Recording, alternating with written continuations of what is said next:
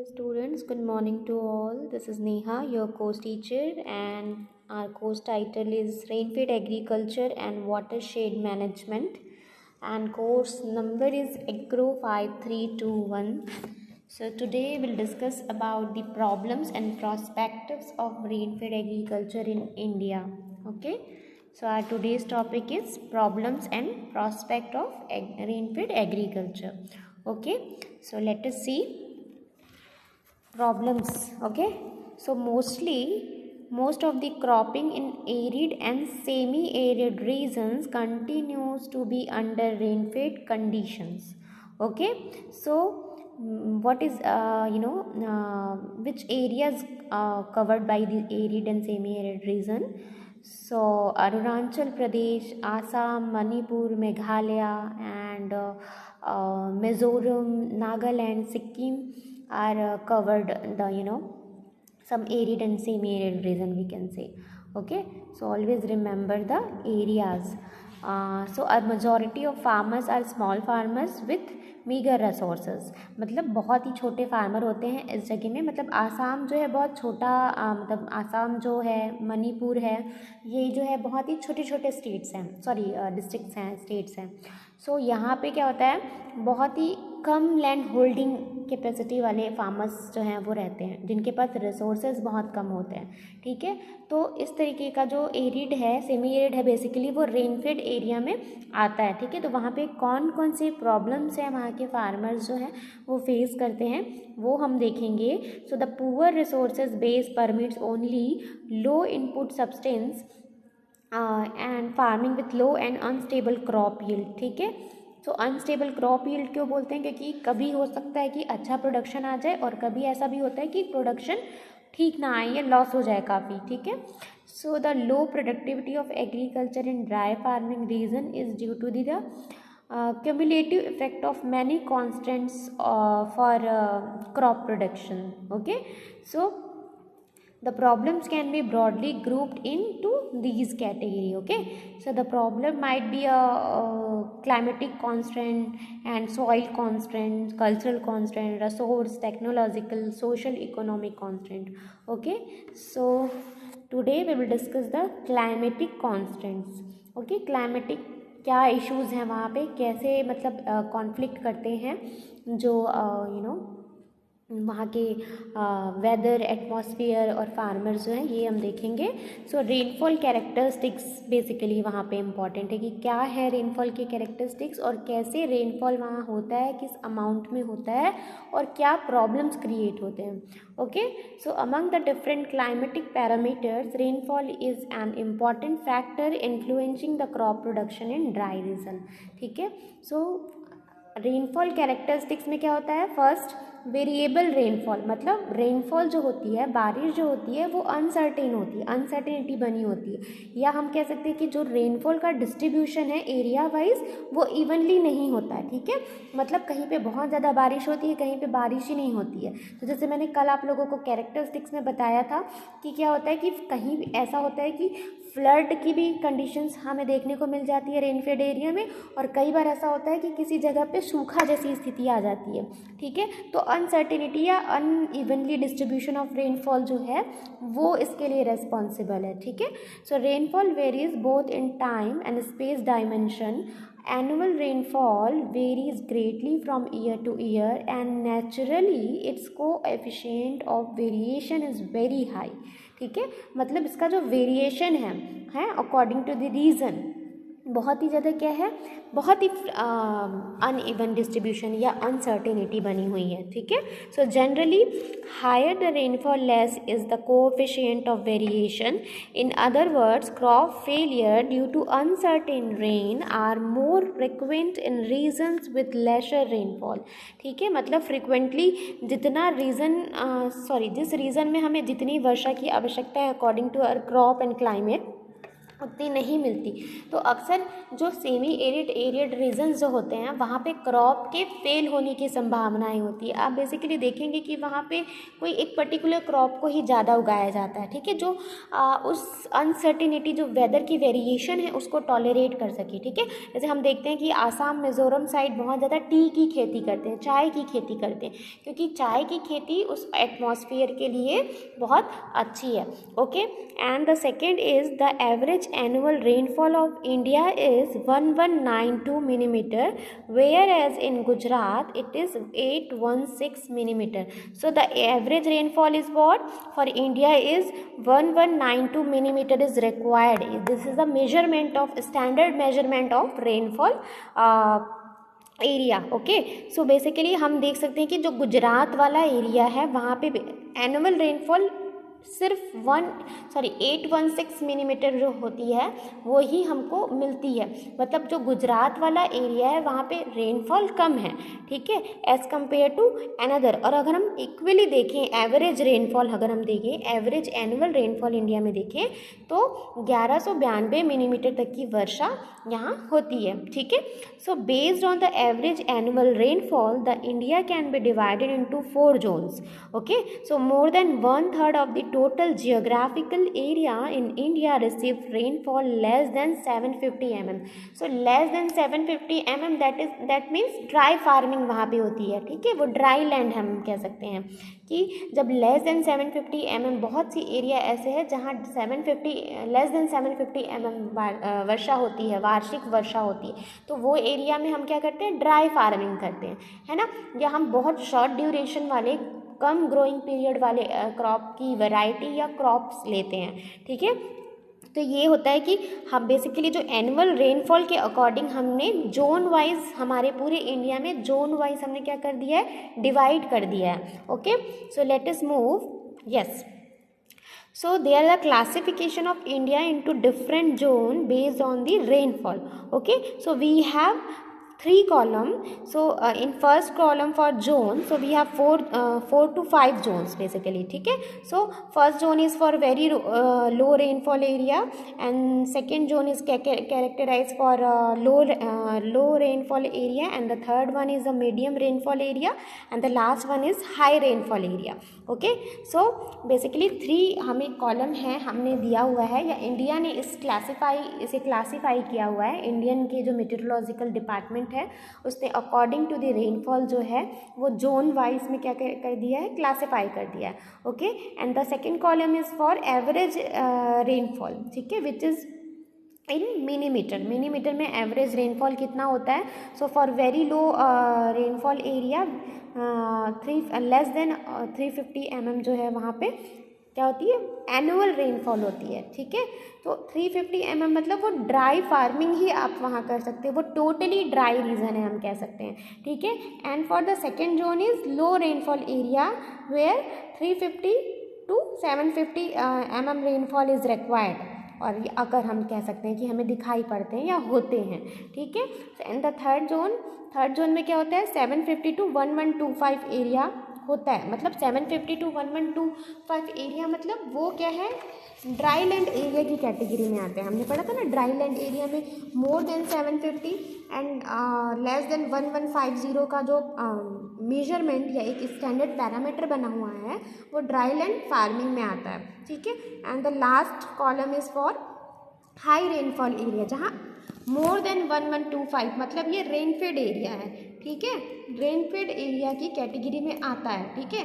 तो बेसिकली हमारा इंडिया में बहुत से रीजन्स ऐसे हैं जो रेनफेड एरिया के अंदर में आते हैं। बेसिकली सेमी एरिड जो रीजन है वो रेनफेड एरिया ही है, ठीक है, जहाँ सिर्फ बारिश के मौसम में खेती की जाती है, या वहाँ पे जहाँ पे इरिगेशन रिसोर्सेज हैं, ठीक है, जो एक्सटर्नल इरिगेशन रिसोर्सेज है, कैनल्स वगैरह हैं, रिवर हैं या पॉन्ड वगैरह हैं, ट्यूबवेल है, वहाँ पे अलग से हम दूसरा फार्म कर सकते हैं। अदरवाइज हम सिर्फ डिपेंड है किस पे, रेनफॉल पे, ठीक है। And the third column is for percentage of geographical areas. Okay, so the first zone 13% geographical area is covered, है ना, मतलब 13% जियोग्राफिकल एरिया में क्या होता है, लेस देन 350 mm क्या होती है, एनुअल रेनफॉल होती है।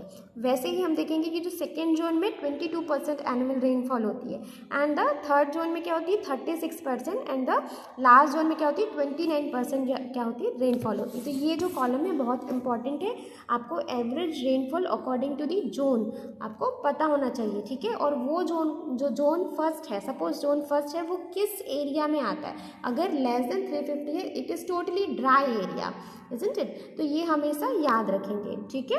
So let us move. Okay, the second factor और climatic constant is intensity and distribution, मतलब जो रेनफॉल की इंटेंसिटी है वो कितनी है और जो डिस्ट्रीब्यूशन हो रहा है रेनफॉल का वो कितना है। Okay, so in general more than 50% of total rainfall is usually received in 3 to 5 rainy days. Okay, so such intensive rainfall result in substantial loss of water due to surface runoff, ठीक है। तो क्या होता है, more than 50% जो rainfall usually जो है हम बहुत ही 5 से 6 दिन में जो वर्षा हो गई, ठीक है, बेसिकली वही जो हमारे फार्मिंग करने के लिए या खेती करने के लिए बहुत ही इंपॉर्टेंट होती है।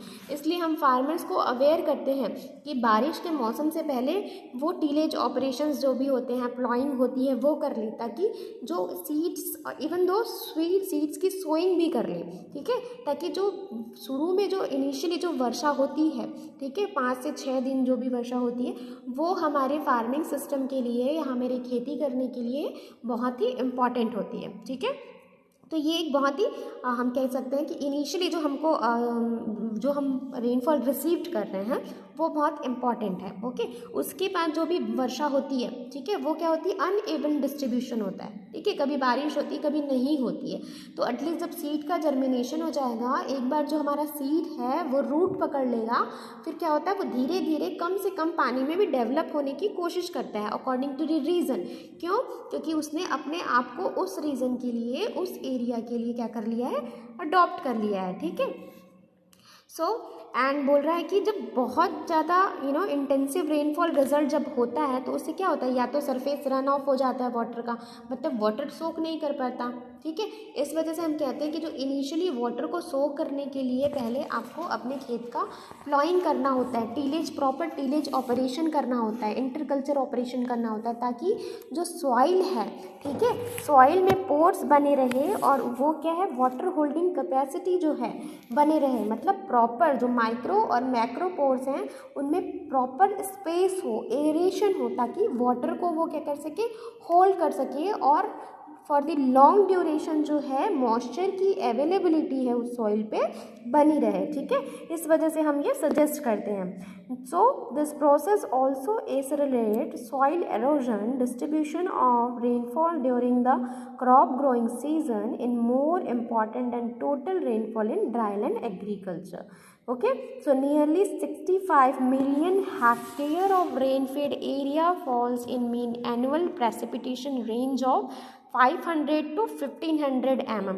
सो बेसिकली पैडी को कितने पानी की ज़रूरत होती है, कम से कम 1500 mm पानी की ज़रूरत पैडी को इनिशियल स्टेज से लेके मैच्योरिटी मतलब हार्वेस्टिंग स्टेज तक उसको रहती है, ठीक है। मतलब वाटर रिक्वायरमेंट हमारे धान का कितना है, 1150 से लेके 1500 mm तक हमारे धान को क्या होती है, वाटर रिक्वायरमेंट होती है। तो एटलीस्ट हमें पैडी का पता होना चाहिए। क्यों?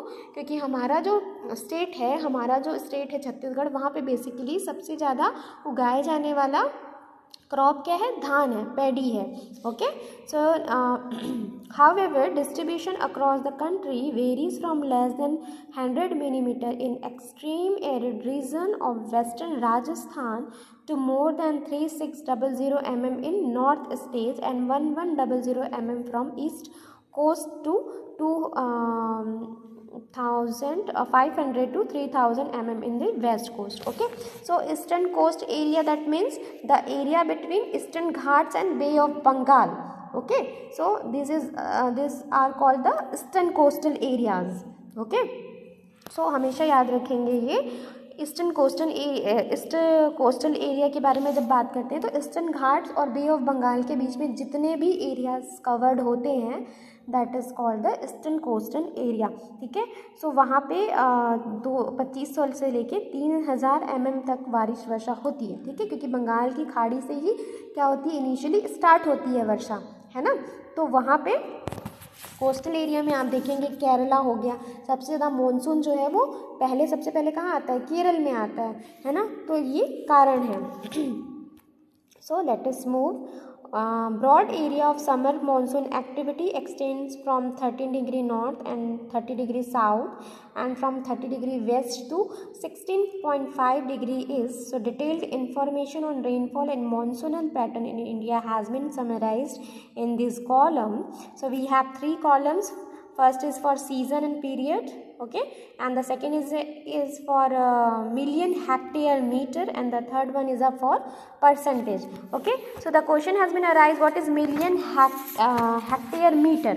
Okay, so basically it is a unit for volume used to measure the capacity of reservoir. ठीक है, मतलब जो जलाशय में वॉल्यूम जो है यूनिट का, ठीक है, जितनी कैपेसिटी उसकी है वो मतलब मेजर करने की जो कैपेसिटी है हमारी, वॉल्यूम जितनी वाटर अवेलेबल है जलाशय में, रिजर्वोयर में, उतनी हम जो जिस यूनिट से मेजर करते हैं उसको हम मिलियन हेक्टेयर मीटर कहते हैं। ठीक है, बेसिकली अब रिजर्वोयर क्या होता है, जलाशय होता है जहाँ पानी इकट्ठा होते हैं, बड़े बड़े जो अमाउंट में जहाँ वाटर रिसोर्सेज होते हैं हम उसको जलाशय कहते हैं। ठीक है, और एक होता है hectare metre. So it is a unit of volume defined to be equal to the volume of water of 1 metre deep covering 1 hectare, मतलब 1 हेक्टेयर में जितना वो कवर करता है 1 मीटर को, उसको हम बोलते हैं metre hectare. Okay, so basically ये मॉनसून के हिसाब से और सीज़न के हिसाब से, जैसे विंटर सीज़न है, ठीक है, जो कि जनवरी से फरवरी तक के दिया हुआ है, ये हमारा एक अकॉर्डिंग टू मीटेरोलॉजिकल डिपार्टमेंट ये समराइज किया हुआ है।